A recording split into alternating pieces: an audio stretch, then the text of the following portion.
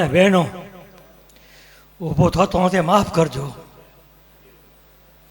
સૌથી પહેલાં જેને સારા માર્ક્સ મેળવીને વિદ્યાર્થીઓએ ઉત્તીર્ણ થયા છે, તેમજ જુદા જુદા ક્ષેત્રમાં આગેવાની લઈને જેણે પ્રસિદ્ધિ પામી, એ બધાને અભિનંદન.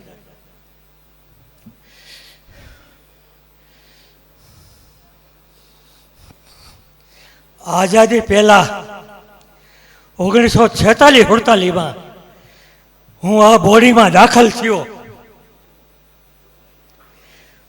ત્યારે આપણો સમાજ ગામડામાં વસતો હતો અને ગામડામાં 4 ધોરણ સુધી જ વ્યવસ્થા હતી. જો આ બોર્ડિંગ ન હોત તો હું ને મારા જેવા અનેકને જે અત્યારે જે છે તે જગ્યાએ ન હોત. આ 1946-48થી આજ સુધી પ્રથમ વિદ્યાર્થી તરીકે, પછી કારોબારીના સભ્ય તરીકે 78 વર્ષથી આ બોર્ડિંગ સાથે સંકળાયેલો છું. 78 years.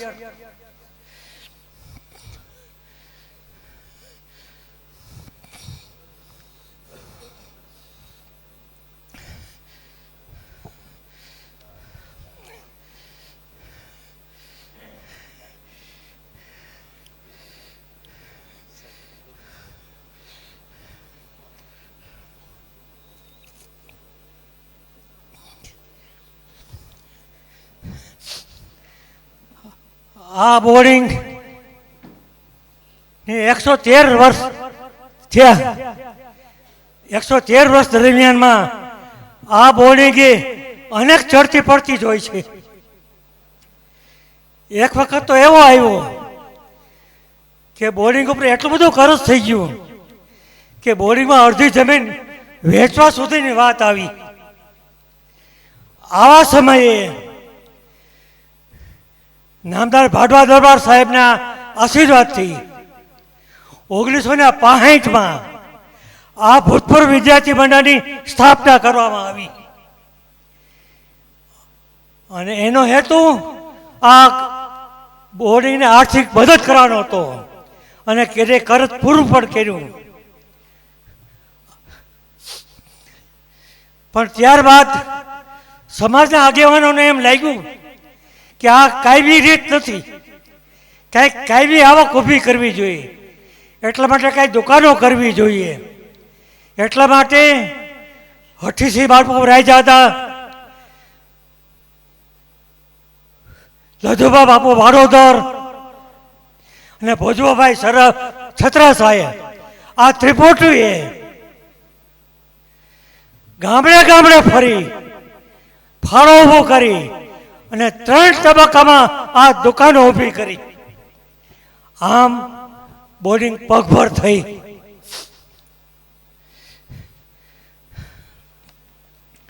બોર્ડિંગના પ્રમુખ પણ દીર્ઘદ્રષ્ટિવાળા હોય તો એને કાયા પલટ કરી નાખે છે. સદનસીબે આ બોર્ડિંગને રાજકોટ ઠક્કર સાહેબો,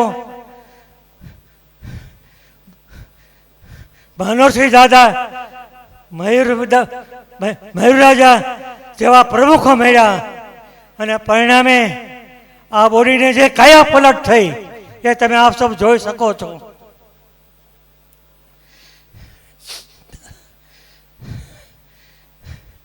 આ બોર્ડિંગ એક તીર્થભૂમિ છે. જ્યારે આપણે 1948માં ગિરસ્તા નાબૂદીનો ગારો આવ્યો અને જમીન નાબૂદ થઈ ગઈ, ખેડાઈની જમીન, એવા સમયે આ ધરતી ઉપર અનેક સત્યાગ્રહો થયા. ભાડવા બાપુએ 18 ઉપવાસ કર્યા. આ ભૂમિનો ઋણ ચૂકવી શકાય એવું નથી. આ બોર્ડિંગ વિદ્યાધામ તો છે, પણ ઉપરાંત સમાજ સેવામાં પણ અગ્રેસર છે. દાખલા તરીકે દરેકને નોકરી ધંધો મળી રહે એટલા માટે છેલ્લે કોચિંગ ક્લાસ પણ શરૂ કરવામાં આવ્યા. એમાં દેવસિંહ જેવા આગેવાનોએ ખૂબ મહેનત કરી અને તે ઉપરાંત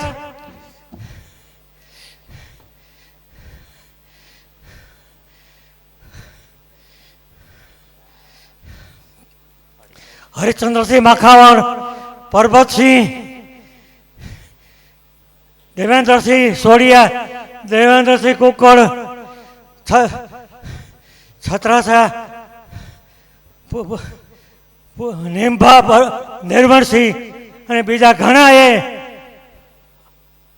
આ સમાજ સાથે સતત સંપર્ક રાખ્યો અને ભૂસાહેબ રણવીરસિંહ અને એના સ્ટાફે ભૂતપૂર્વ વિદ્યાર્થીઓ સાથે સતત સંપર્ક રાખી અને પરિણામે આજે આપણે સૌ ભેગા થઈ શક્યા છીએ.